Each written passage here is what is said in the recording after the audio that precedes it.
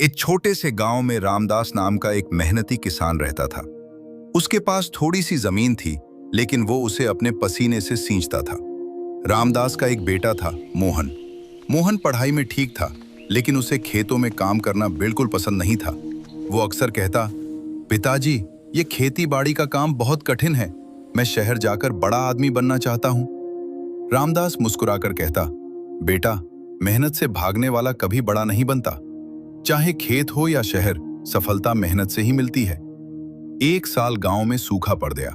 फसल खराब हो गई, घर की हालत कमजोर हो गई। मोहन ने सोचा, अब तो पिताजी हार मान लेंगे।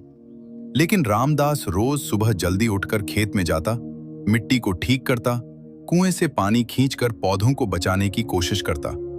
वो हार मानने को तैयार नहीं था। एक दिन मोहन ने देखा कि उसके पिता थक कर खेत में ही बैठ गए हैं, लेकिन फिर भी उनके चेहरे पर हिम्मत थी। उस दिन मोहन को समझ आया, मेहनत से भागना नहीं चाहिए। अगले दिन से मोहन भी पिताजी के साथ खेत जाने लगा। दोनों ने मिलकर नई फसल बोई। उन्होंने नए तरीके अपनाए और पूरी लगन से मेहनत की।